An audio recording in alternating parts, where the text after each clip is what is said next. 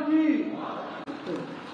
मैं नमन करता हूं रघुनाथ मंदिर जी के, जिसका निर्माण हमारे महाराजा गुलाब सिंह जी ने प्रारंभ किया। और हम कह सकते हैं कि उत्तर भारत में सबसे बड़े मंदिर परिसरों में से एक हमारा ये मंदिर निश्चित रूप से हमारे आस्था का और भक्ति का केंद्र बना है। मैं आज के दिन अपने बाबे वाली माता और पीर खो के पवित्र गुफा को भी नमन करता हूं और उनका आशीर्वाद देता हूं। आज के दिन मैं उन वीर सपूतों को भी याद करना चाहता हूं, अपने जनरल जोरावर सिंह जी को, जिन्होंने लद्दाख तक भारत का ध्वज लहराया पहुंचाया। मैं उनको भी आज ब्रिगेडियर राजेंद्र सिंह जी को भी याद करता हूं, जिन्होंने 1947 में अपने प्राणों की आहुति देकर इस कश्मीर और जम्मू की रक्षा की है। मैं उनका भी नमन करता हूं। आज मुझे डोगरा की धरती पे आने का मौका मिला है। ये बलिदान की धरती है और इसकी कहानी निश्चित रूप से हर जम्मू कश्मीर के युवाओं के जुबानी से हम देख सकते हैं। मित्रों, आज का दिन हम सबके लिए विशेष है। जनसंघ काल से लेकर हमारे राष्ट्रीय स्वयंसेवक संघ के प्रचारक के रूप में, और हम कह सकते हैं जिन्होंने हम सबको पथ प्रदर्शक के रूप में हमें प्रेरणा दी। और आज जब हम उनका 125वीं जयंती मनाने के लिए यहाँ पर उपस्थित हुए हैं, तो मैं यहाँ पर उपस्थित अपने सभी कार्यकर्ता वर्गों को और साथ ही साथ बड़ी संख्या में जो कार्यकर्ता पंडाल में बैठे हैं, मैं उनको भी नमन करता हूं, उनका भी अभिनंदन करता हूं। भारतीय जनता पार्टी का कार्यकर्ता जो सबसे निचले पैदान पर भी बैठा रहता है, वो भी उतना ही महत्वपूर्ण होता है जो मंच पे बैठा हुआ कार्यकर्ता।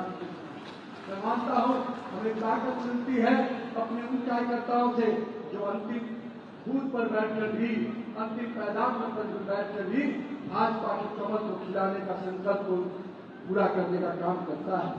मित्रों, आज का दिन हम सब कार्यकर्ताओं के लिए, और मैं कहता हूं कि पूरे जम्मू कश्मीर के लिए विशेष दिन है।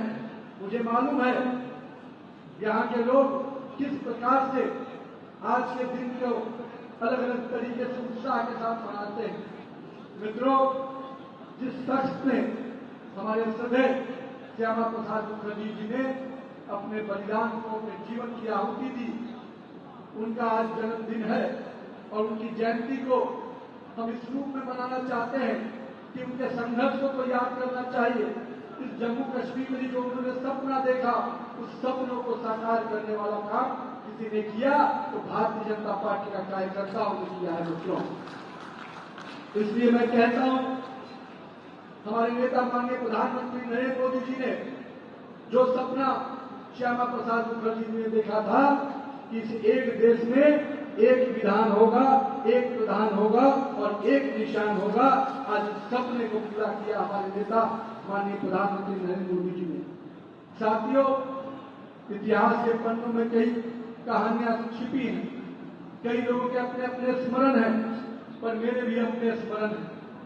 मुझे याद है जब 2011 में राष्ट्रीय एकता यात्रा के माध्यम से मुझे भी जम्मू कश्मीर में तिरंगा फहराने के लिए उस युवा मोर्चा के टीम के साथ आने का मौका मिला था। मैं उस समय युवा मोर्चा का राष्ट्रीय महामंत्री था।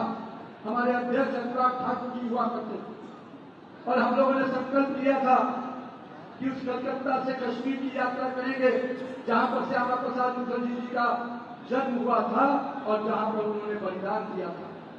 मुझे याद है कि 2011 की जब इस यात्रा को लेकर हम लोग निकले थे तो देश भर में कांग्रेस की सरकारों को बेचैनी हो गई थी।